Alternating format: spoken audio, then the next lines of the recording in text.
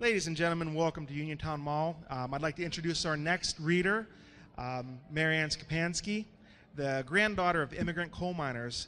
Marian holds an MFA from Warren Wilson College. She has received the Domain Award for Emerging Writer from Clackamas Literary Review and a Houston Press Club Award for a magazine feature writing.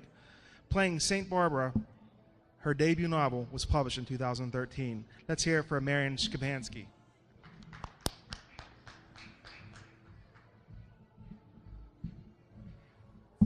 Hi, thank you for having me. This is really exciting to be part of an inaugural book festival. My book was inspired by my family history. My grandfathers were coal miners, and I heard a lot about them, but I never really heard much about the women's lives. And so I decided I would write a novel that explored women's lives in Fayette County coal towns during the Depression era. So I'm going to read the opening of my novel, Playing St. Barbara, and it takes place at a baseball field in a coal town. Deirdre Sweeney saw him first.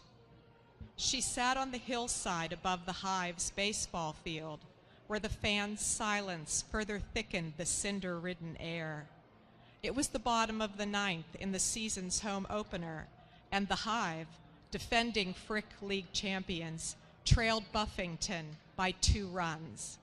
Holding breath and tongues and a dwindling sense of hope, everyone surrounding Deirdre had eyes only for the batter's box. A peculiar glint, however, lured her gaze from the field. Disbelieving her eyes, she blinked, stared, then blinked again. No miner had thrown a stone, much less walked off the job, since the big strike's 18 miserable months had ended last October.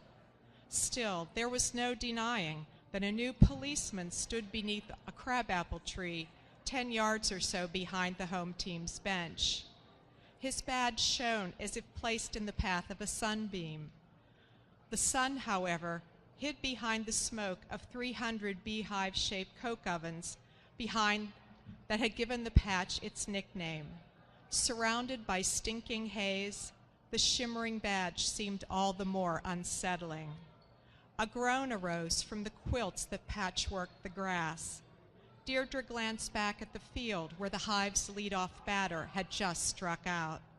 She was dimly aware of her 2 sisters and Muti, her mother, murmuring behind her, of pit boss Big Bill Keating, the next batter, taking his stance, of an exultant cicada hum rising from the slope above left field, where revenge-bent Buffington fans hoped to upset the team that had deprived them of last year's trophy. At 17, Deirdre took pride in the fact that she could recite the score of each championship game since the league began.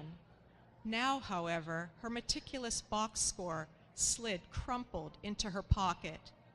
More pressing than balls and strikes, and even unthinkably a loss, was the presence of the stranger slouched against the crab tree.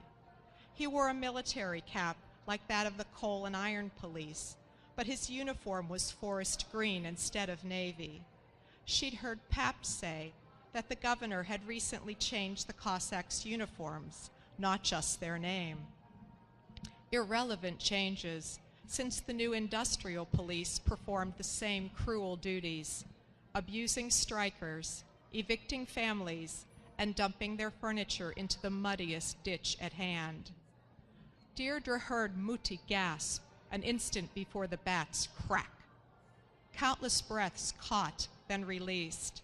A foul ball, a collective sigh. Muti's chapped hand closed around Deirdre's shoulder and turned her around. While the bosses' wives showed off permanent waves and crisp new dresses, Muti's appearance confirmed her status as a downhiller missus, and an exceptionally deprived one at that. From her frayed straw hat to scuffed shoes, she appeared as faded as an old flour sack towel. All but her cheeks stained a hot red. "Do you see him?" she whispered. Releasing Deirdre, her fingers hovered, then closed into a fist. The hand nesting in her lap contracted too, turning as compact as an egg, as hard as a stone. Gott bewahre, nicht wieder, she said, her tone no longer a wary church murmur. God forbid, not again.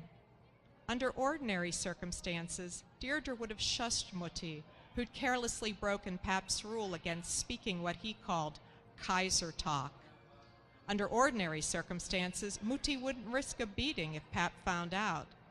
But anyone with any sense knew that an industrial policeman appearing out of thin air meant that circumstances in the hive had changed without warning from ordinary to God knows what.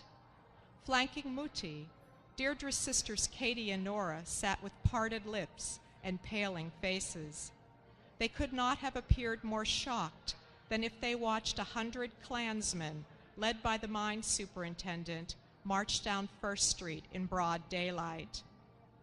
Deirdre turned back to the field and stared at the officer's cap-shadowed face until pain flickered between her eyebrows.